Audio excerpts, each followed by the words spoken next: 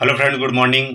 आज हम लेके आए हैं नया टॉपिक आपके लिए, profit and gain from the business and profession से सेक्शन 32। जो बचा हुआ प्रॉफिट था, बचा हुआ पार्ट था सेक्शन 32। आज हम स्टार्ट कर रहे हैं depreciation. Condition to claim depreciation. Depreciation कैसे, क्या क्या कंडीशन है कि डिप्रिसिएशन को क्लेम किया जा सके। नंबर एक आता है, asset should be use for business और प्रोफेशन। एसेट जो यूज होती है वो बिजनेस प्रोफेशन के लिए यूज होनी चाहिए, चाहे वह एक्टिवली यूज हो या फिर पैसिवली। और दूसरा आता है second point, SSC should be owner of such asset. SSC जो है उस एसेट का ऑनर होना चाहिए, चाहे होलली हो या पार्शली हो। नोट, कैसे क्लेम करते हैं, किस पे क्लेम करते हैं, कब क्लेम करते हैं। Depreciation is allowed if SSC is beneficial owner. अगर बेनिफिशियल ऑनर है तब डिप्रिसिएशन क्लेम कर सकता है। In case of lease, lease के केस में depreciation is always claimed by the lessor whether it is financial lease और ऑपरेटिंग लीज। लीज के केस में केवल लेसर ही क्लेम कर सकता है डिप्रिसिएशन का, चाहे वो फाइनेंशियल लीज हो या फिर ऑपरेटिंग लीज हो।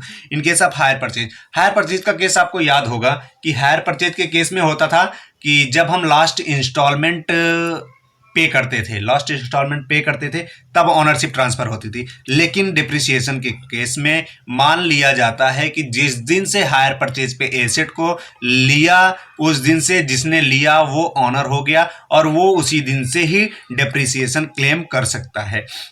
डिप्रिसिएशन चाहे अगर डिप्रिसिएशन कोई एसेट है, डिप्रिसिएशन एसेट पे कोई क्लेम कर रहा है, चाहे वो पार्शियली ऑनर हो या फिर फुल्ली ऑनर है, तो वो डिप्रिसिएशन क्लेम कर सकते हैं। पार्शियली ऑनर अपने शेयर के अनुसार जितना उसका उस एसेट में हिस्सेदारी आती है उस केस में केवल उतना ही क्लेम कर सकता है।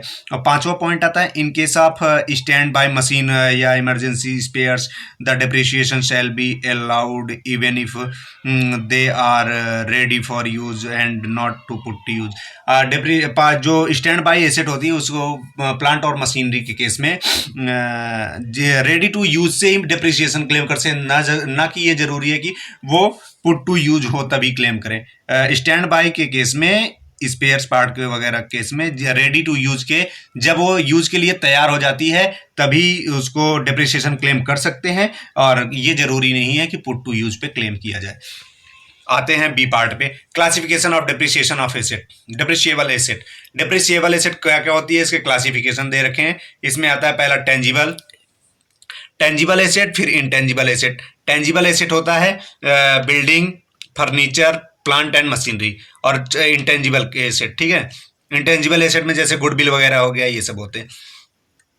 क्लासेस डिफाइंड है, क्लास 1 बिल्डिंग का आता है, क्लास 2 में आता है फर्नीचर, क्लास 3 में आता है प्लांट और मशीनरी, और इंटेंजिबल में बताया है गुडविल वगैरह।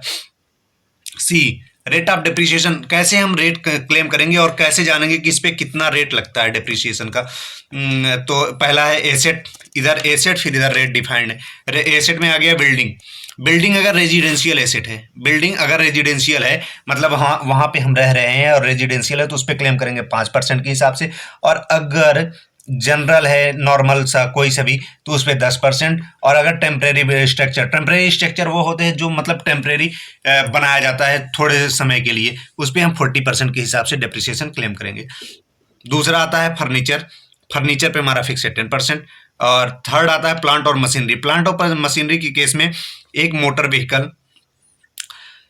व्हीकल है, ठीक है, और वो यूज हो रही है, मोटर व्हीकल के केस में यूज हो रही है in a business of running them on hire purchase. मतलब कोई बिजनेस उनको रनिंग हायर पे लेकर के चला रहा है, तो उस पर 30% क्लेम करते हैं। और यदि बी वाले में आता है अदर मोटर व्हीकल, जो अदर नॉर्मल सब यूज कर रहे हैं उसके लिए, नॉर्मल मोटर व्हीकल के लिए 15% होता है, और नॉर्मल के लिए 15% है। और if use on hiring business with them rate of tax is 30%, ठीक है।